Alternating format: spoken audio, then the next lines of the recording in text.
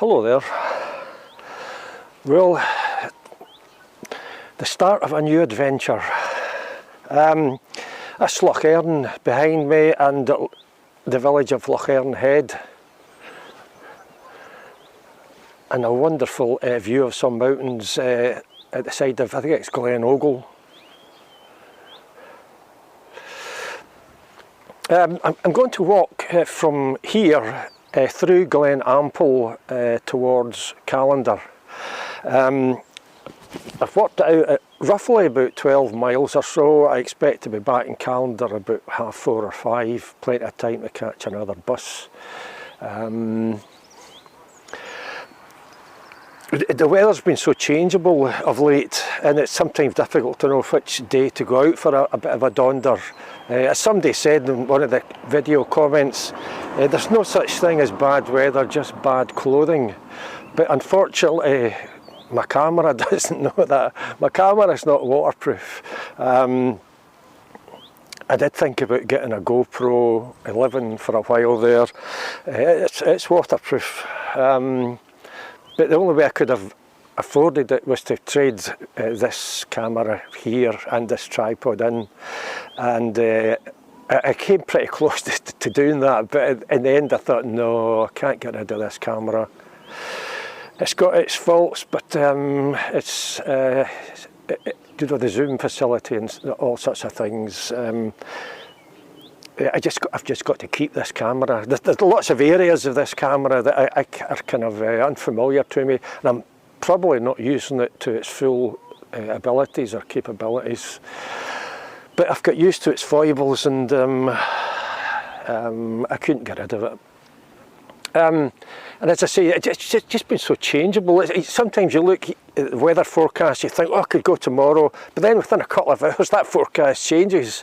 The forecast for today was kind of dull, probably no rain, temperatures getting up to about 10 degrees. Tomorrow, Sunday, looked like a better day weather-wise, but there was no buses between Callander and Lochearnhead. Monday looked like the best day, but the weather has been so changeable that if I waited till Monday, the forecast for Monday could have changed. I can see a front moving in from the west, so I decided to go for it today. And I'm glad I did. It's kind of cold, but it's nice. I've not done this walk before through Glen Ample, and we'll be sort of coming down onto the main road around about the scant ruins of St Bride's Chapel. I think when you're in an area of the countryside as remote and as wild as this, that you've not been in before, it's important to kind of have a map and compass with you, which I have both. I don't anticipate that I'll use the compass. I think I probably will end up using the map. I've already seen some areas of mild concern. Concern is probably too strong a word, but just at the start here, I can see there's a division or a fork in the track that I'm going to be taking. If I were to take the wrong fork, I would be going a couple of miles on a track that eventually just comes to a stop. like a lot of forestry paths, you know, if you take the wrong one, you can be going for miles before they just suddenly come to an end and you think, oh, here we go. And also, quite near St Bride's Chapel, on the map I don't see a way down, a path down from the track that I'm on to that location. Sometimes when you're on the ground, I expect there probably will be a path of some sort, but just not on the map, you know. Often it's only when you get to a particular location and you're on the ground that you can get a better handle on what's going on. If there's no path, then I'll need to figure out a way down there. So, you know, when you're in a wild and remote area, it's important to, above all else, enjoy yourself. But it's also equally important to just always be kind of, what's the phrase? Never let your guard down. That's the phrase. Just be on the ball and know exactly what's going on around you. If what's going on around me right now is looking pretty damn good, it's adventure time.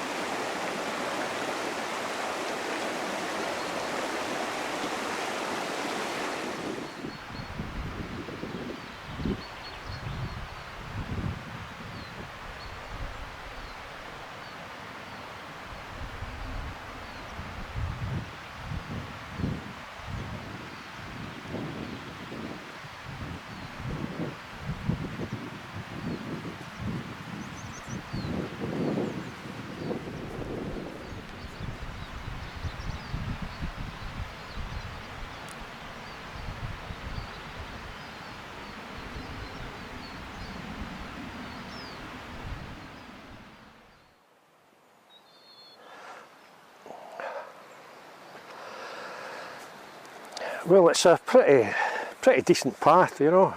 It's a wide track at the moment. There was a kind of narrow footpath by the river for a short spell, but it's okay, you know. I'm quite enjoying it. Curious little bit of stuff going on behind me there. I don't know what it is, but if you can see, there's a lot of small trees together. I don't know what sort of trees they are, but they've all got kind of greeny, mossy stuff growing on them. And there's a lot of rocks under the grass. You just sometimes when you're wandering around, you look at a bit of land and you get a feeling that something's been going on there. I don't know what. Maybe a house at some point in the past, hundreds of years ago. I don't know.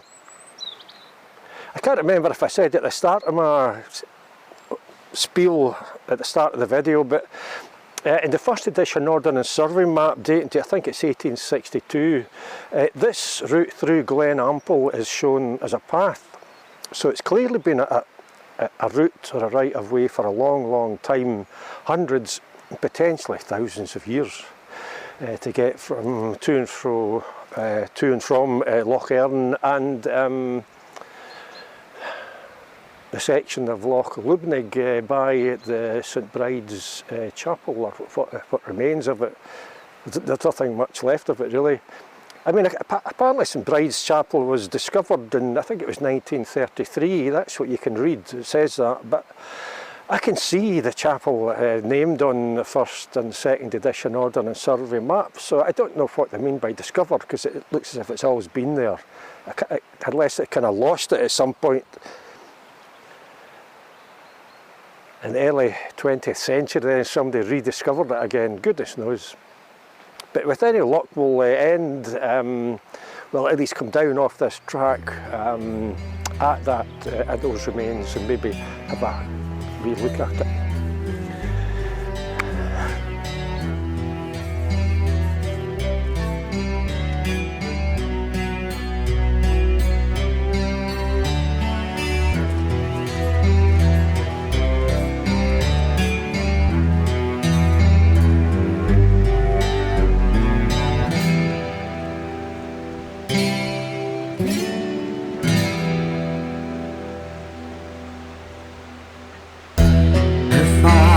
Stay here till the morning. If I could stay here every day. This land around me is so familiar. For I have been here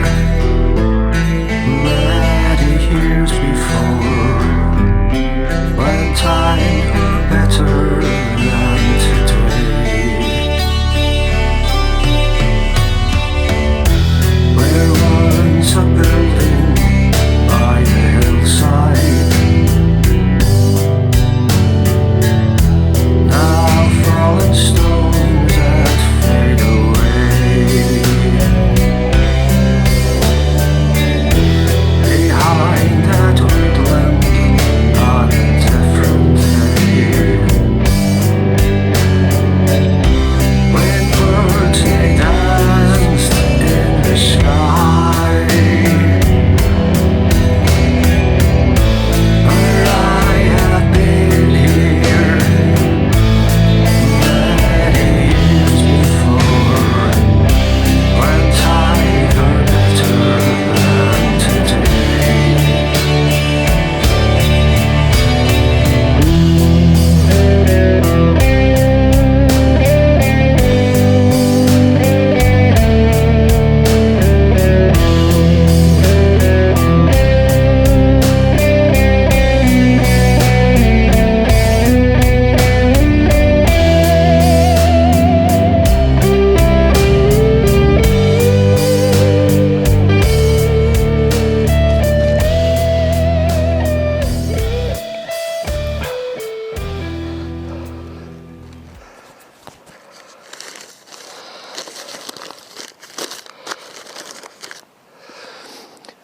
Well, I've found a convenient tree stump. Actually, it's not a tree stump, it's a cut bit of wood. It's not tethered to the ground. It's just a quick lunch stop because it's quite cold. I should have brought a jumper. So we'll just eat this and be done, be on our way rather.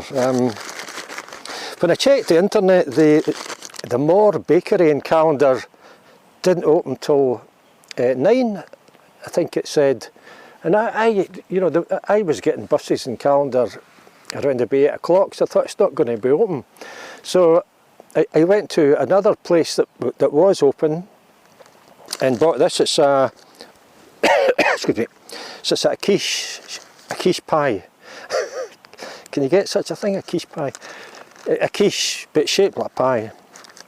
Cheese and broccoli. I had one before, they are lovely. But I was disappointed because when I then passed the More bakery, it was open. So I could have got one of their pies. Anyway, I'm going to take my glasses off. Said it before, I like to see what I'm eating.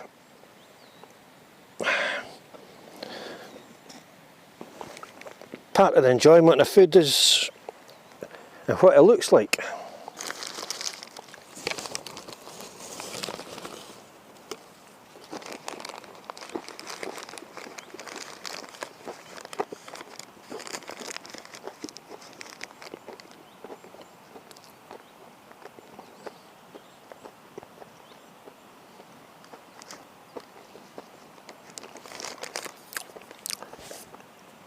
Cheese and broccoli, it's always going to be a good combination.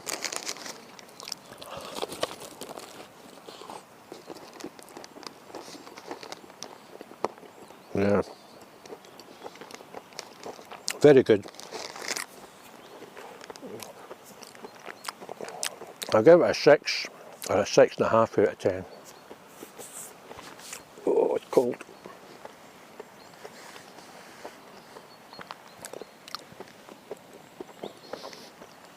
I bought a new rucksack yesterday in Blacks in Glasgow. I think it was £58.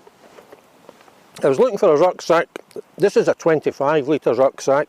25 litres is an indication of the size of the rucksack, how much it can effectively hold. I was looking for a rucksack a bit bigger so that if I'm away for a few days I can take my camera gear and some change of clothes and stuff. So I wanted a slightly bigger one.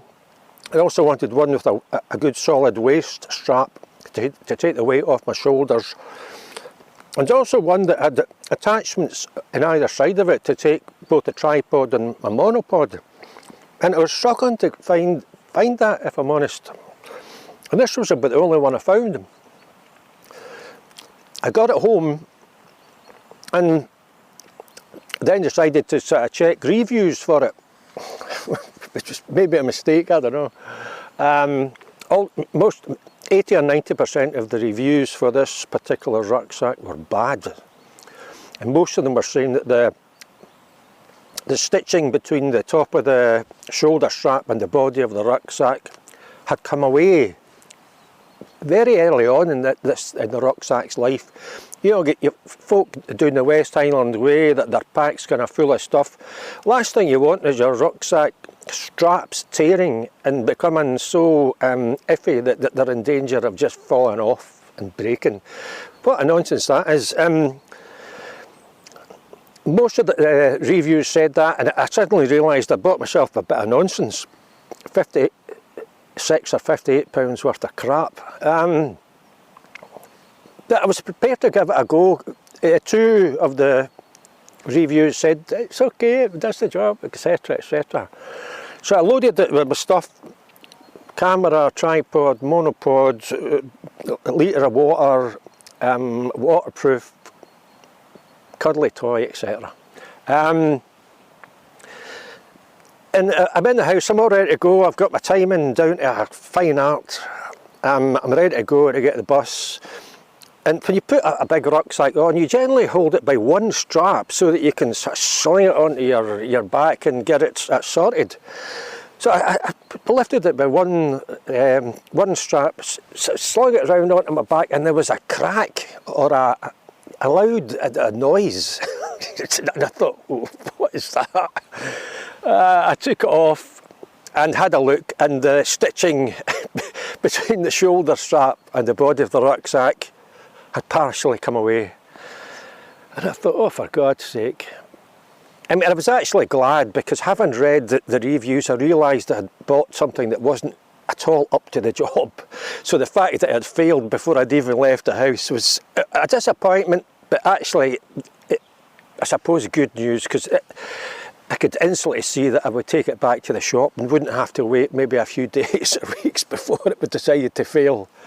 And all the worry that would go with that, you know, you don't want your rucksack failing in the middle of nowhere. So that's gone back to blacks, and I'll be getting my money back for that.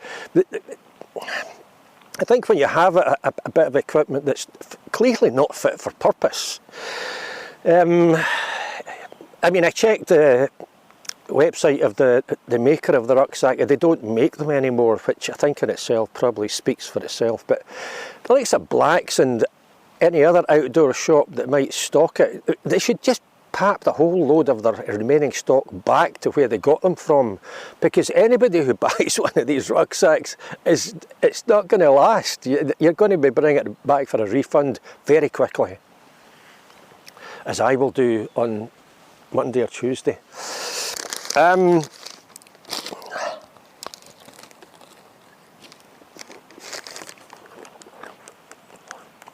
Anyway, that's enough chat. I was going to talk about public toilets in the city, but I'm too cold. I visited Yoker recently. I walked to Yoker from Patrick. The dentist was closed, where you can sometimes go in to use a toilet. There was a doctor's surgery, which again you could sometimes go in to use a toilet. It was closed. The bookies was closed. I thought, oh my God, I'm going to wet myself here in Yoker. I'll spare you all the details. I'll finish this and we'll go back on the track.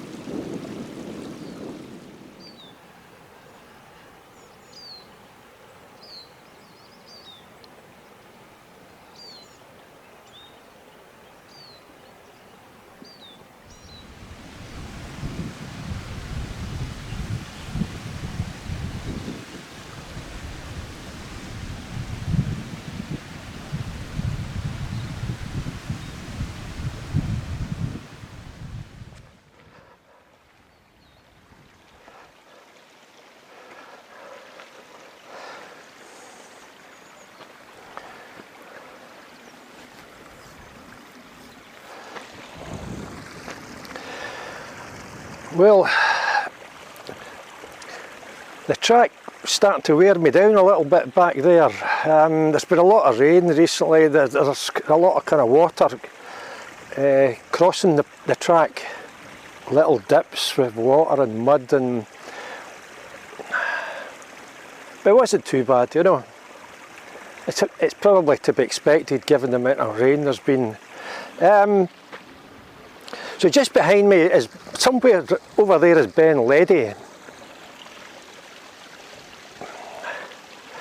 And Loch Lubnaig is also over there on this side of Ben Ledy.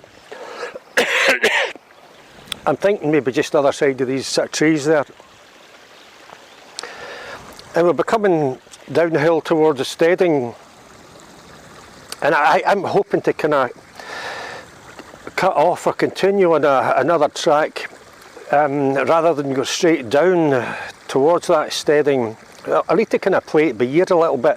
What I don't want to do is go find myself on the road at this stage because there's no path on the road. It's a very busy and dangerous road, and it's not advisable to walk on it at all. So I'm hoping to kind of continue on a track that will eventually take me another couple of miles and then down onto, as I said earlier, St Bride's Chapel area, and from there I will join the road, but just for a very short stretch, and then I'll cross over a little bridge and pick up the Rob Roy Way, and we'll be kind of home and dry at that point. So as I say, I'm just kind of playing it by ear. Let's see how we go.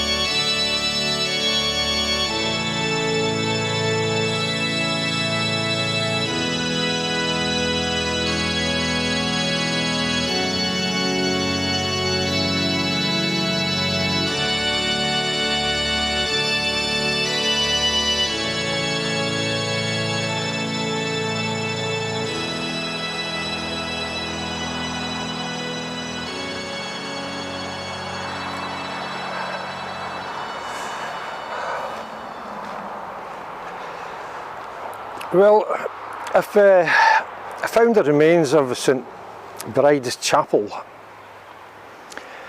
which is just kind of lucky in many ways because I thought it was the other side of the road.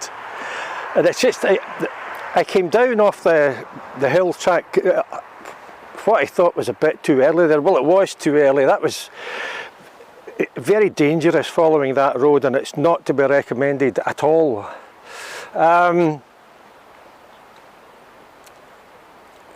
I should probably have continued on the track, but I'm not sure where it would have come down. You know, if I'm thinking this ruinous graveyard and chapel, it was the other side of the road, then I would possibly have got even more mixed up. But I found that that's the main thing, and this is where I'm going to end the video. I mean, you wouldn't really know that this was here, other than the fact that there's a gate and one stone. There are other stones on the ground lying flat. It is thought that as a chapel it dates back to the 12th or 13th century. I dare say they're not sure, you know. to be honest, it feels like a special place, and it doesn't really surprise me that they founded or set up a chapel here long, long ago. Just as I was coming along the road there, on the other side of the road, there's quite a few areas where there's big boulders in groups of 2 and 3, and I'm looking at it thinking I would like to go up and have a look at that, but there's a barbed wire fence in the way, I couldn't get over. And there's also an absolutely massive crag just on the other side of the road there, and I think that crag is significant. You know, when they came here in the 12th or 13th century, 12th or 13th century or whenever it was, they were looking for a good place. It's by the river, and as I say, they would have seen that massive crag, and that looks to me special. You know, you think, whoa, that's pretty amazing. It's quite an unusual looking crag, and they would think this is a good spot to build this, and it doesn't surprise me that it's here.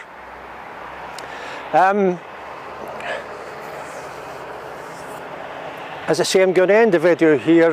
Just a short stretch along this road. I'll cut over a bridge onto the Rollbroy Way, and it's about an hour to Callander from there.